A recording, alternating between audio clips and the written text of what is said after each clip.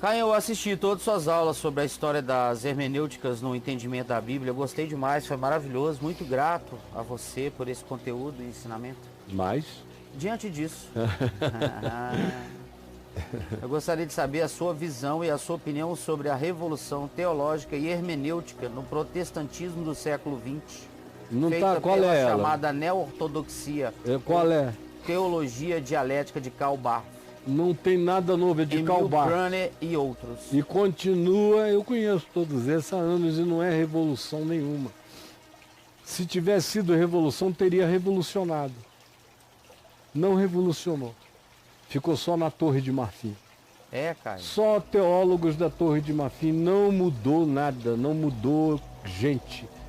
Mudou acadêmicos que deixaram uma determinada ortodoxia conservadora e partiram para uma perspectiva teológica menos pesada, ao contrário.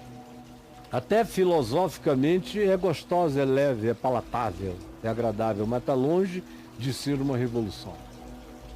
Então, Não, porque não foi da fé, não foi do sangue, não foi das entranhas, não foi dos nervos, embora Barth tenha assinado a carta que repudiava o nazismo na Alemanha, mas ele não foi até o sangue, como Dietrich Bonhoeffer.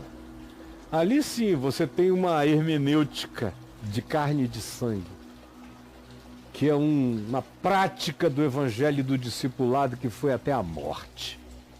eita. Aí eu começo a levar a sério. Barth eu sempre li como a dogmática dele e outras coisas dele. Eu li tudo que havia de Barth que eu conseguia em português, em espanhol e depois boa parte em inglês, eu li muito. Mas eu não posso dizer que Barth foi uma influência que me revolucionou, como eu digo que o Kierkegaard foi uma influência, que o Jacques Ellul foi uma influência poderosa, até o Billy Graham, no que diz respeito a essa simplicidade do crer, foi uma influência poderosa. E do ponto de vista hermenêutico, a hermenêutica, para ser revolucionária, ela tem que produzir uma revolução. Tem que produzir um revolver humano. E ela ficou contida aos seminários. Ela foi uma revolução de seminaristas para seminaristas, de professores para professores e seminaristas para seminaristas. Ela ficou só ali, hein? Não, os pastores presbiterianos no Brasil e nos Estados Unidos, que eram meus amigos e eram confessadamente, apaixonadamente barthianos, o ministério deles também nunca deu nenhum fruto, a não ser um fruto de uma intelectualidade sutilmente poética acerca de Deus, mas nada para além disso. Então, cara, ouvir a paixão que desenfreia processos, ou então você apenas diga que foi um momento de tentativa de reconstrução da compreensão reformada. Mas ainda era dentro da reforma. Eu nunca acreditei em reforma da reforma, embora a reforma predissesse ou profetizasse que ela seria um movimento de reforma contínua. Reforma sempre se reformando. Eu não sou um cara da reforma. A meu ver, Jesus também não era. Senão, ele teria tentado reformar o judaísmo. Sim. O pessoal nunca pergunta por que Jesus não tentou reformar o judaísmo. Ao contrário, ele deixou tudo. O templo ele não quis, a sinagoga ele usou, mas nunca enfatizou e nunca disse que tinha qualquer essencialidade de natureza espiritual para a vida de ninguém. As instruções rabínicas todas, você não as vê repetindo-as, nem reforçando-as, e nem tampouco propondo um neo-judaísmo, O eu, porém, vos digo é uma coisa... É um decreto Tirou, não. dialético radical. O eu, porém, vos digo. Não é essa dialética utilizada no processo barthiano, que lida com Heidegger, que lida com os filósofos daquele momento do século XVIII, entrando no XIX, chegando no XX. Não é esse o caso. Quando você olha para Jesus, você não vê reformismo nenhum.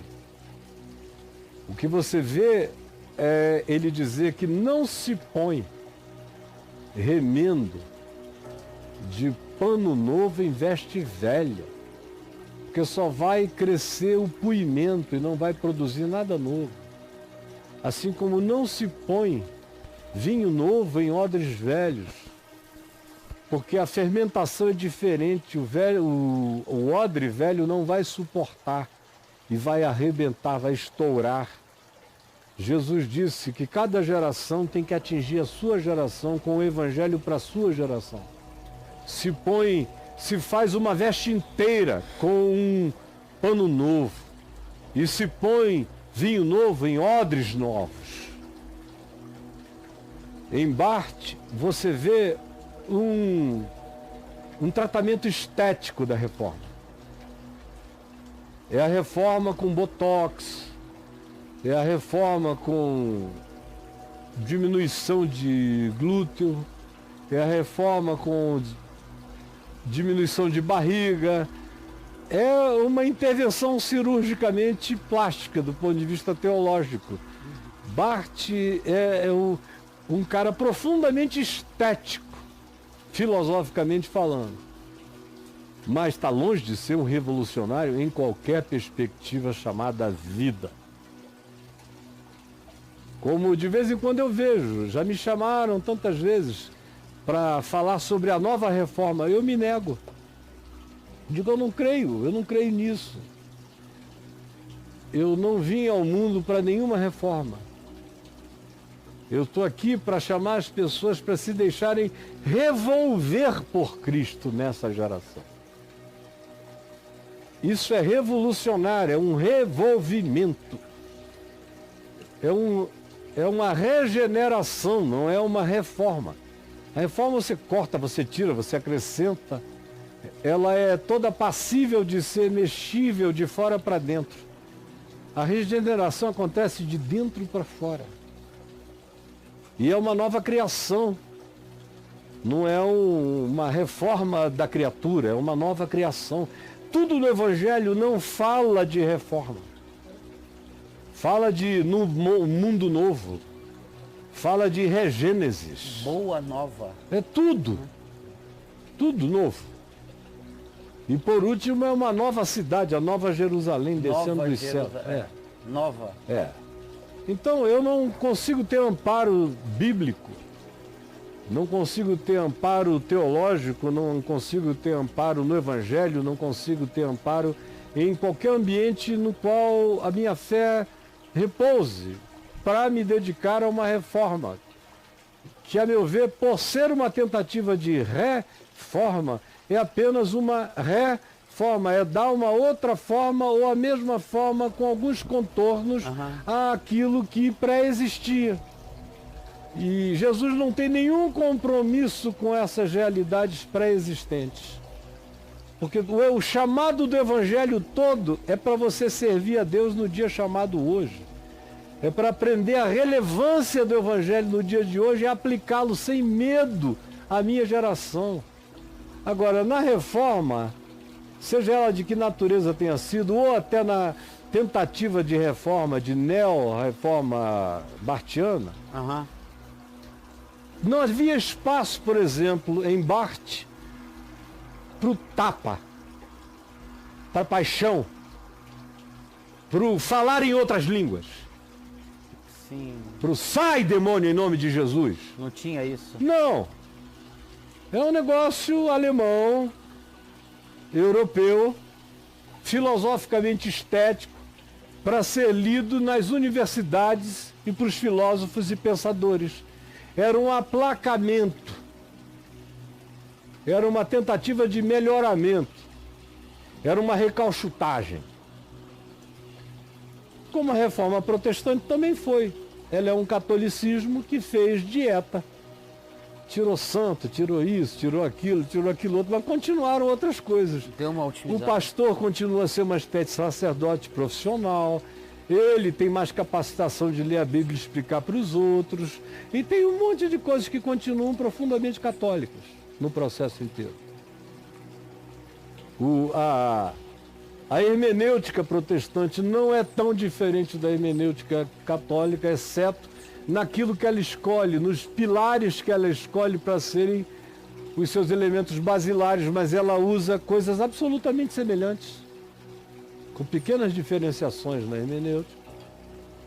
E a tradição católica, tanto quanto a tradição teológica reformada protestante, continua a ser a Mishnah ou o Talmud desse judaísmo protestante. Ou seja, é só reforma. O judaísmo sofreu muitas reformas e continua se reformando. Eu acompanho esse processo da reforma do judaísmo. Dos caras lá. Agora, Jesus nunca tentou fazer nada disso. E ao contrário, a carta aos Hebreus é um convite radical para romper e começar tudo novo.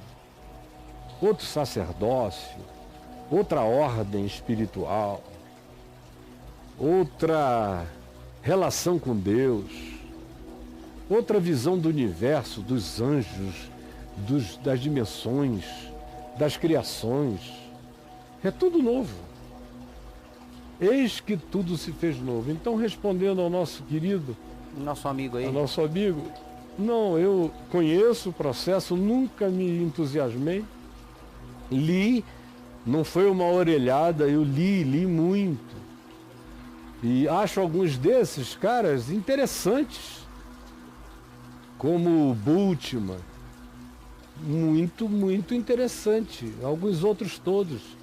Tem alguns com quem eu já tive o privilégio do diálogo, como Harvey Cox, que me visitou umas 2 vezes aqui no Brasil para conversar, e vários outros nos Estados Unidos, hoje já morreram.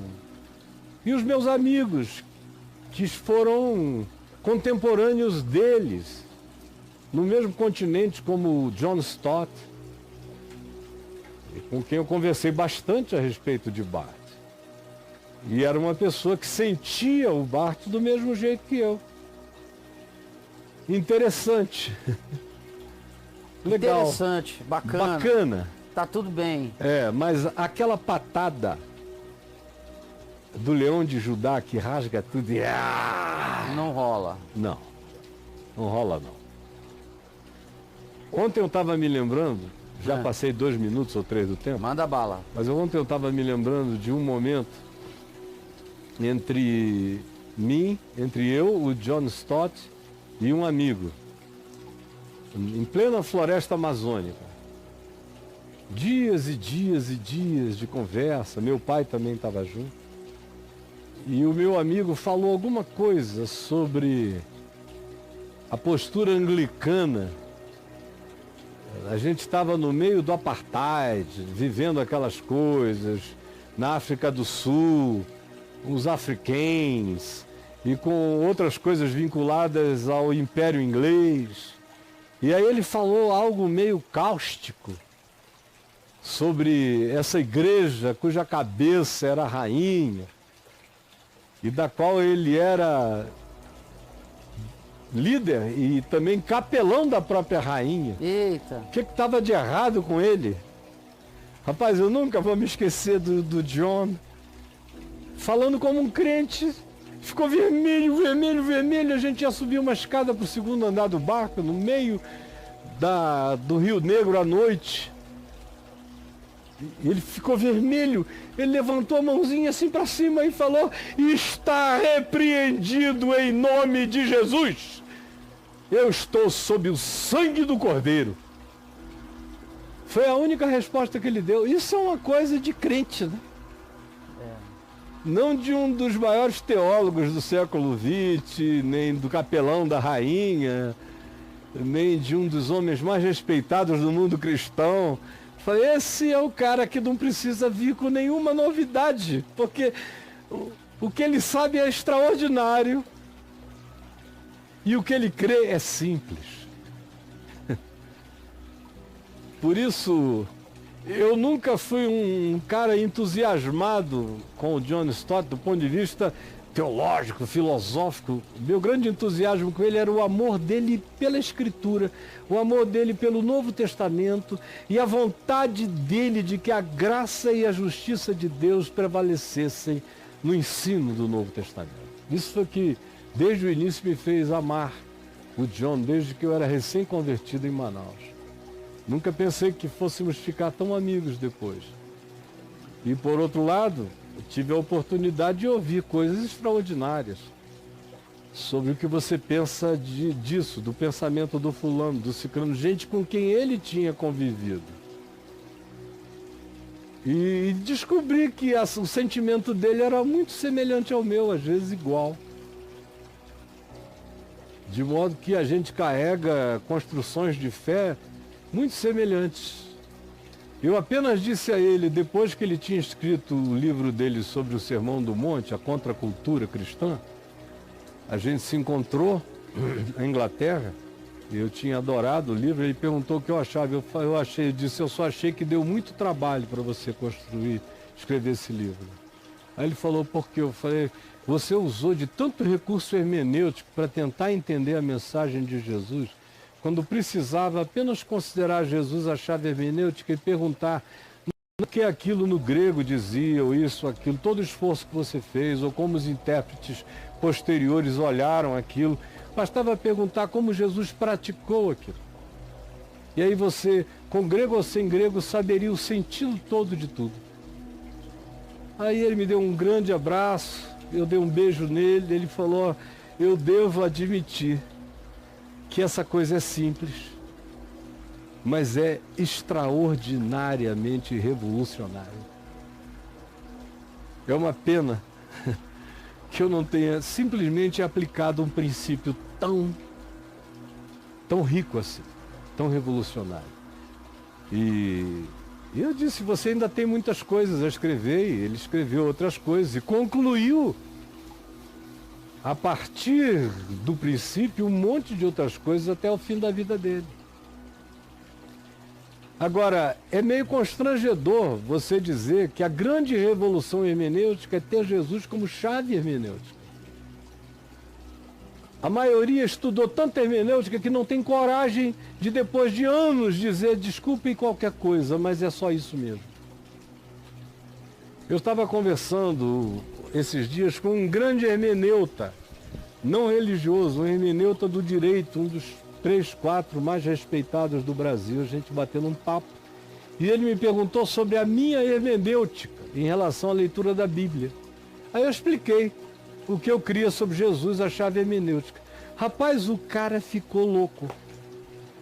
Ele falou, eu não sou um estudioso da Bíblia, mas a partir da ciência hermenêutica que eu conheço, se nós tivéssemos na lei alguém acerca de quem a gente pudesse dizer que a lei se fez carne e habitou entre nós, a hermenêutica estava resolvida. E eu nunca tinha pensado nisso, de que o verbo se fez carne. Como é que se tem tanto problema de interpretação no cristianismo, se o princípio, se o axioma principal é esse, de que em Cristo o verbo, a palavra, se fez carne, portanto, ela está interpretada na ação da encarnação. O meu amigo entendeu assim, com essa rapidez. Agora eu explico. A grande dificuldade é o orgulho, porque o cara vai ter que desistir de tudo e o mundo vai ter que recomeçar para ele. Aí sim, não tem mais reforma, tem uma revolução. Ele vai achar que ele gastou tempo. Tantas aulas, tantos cursos, tantas horas. Ele não quer jogar esse tempo fora. Tanto dinheiro investido, tanta basófia, tanto orgulho, tanta vaidade. Não serviu para nada. Aí chega, admitir uma coisa dessa já depois de 50 anos de idade, fica difícil. É jogar tudo para trás. Tudo.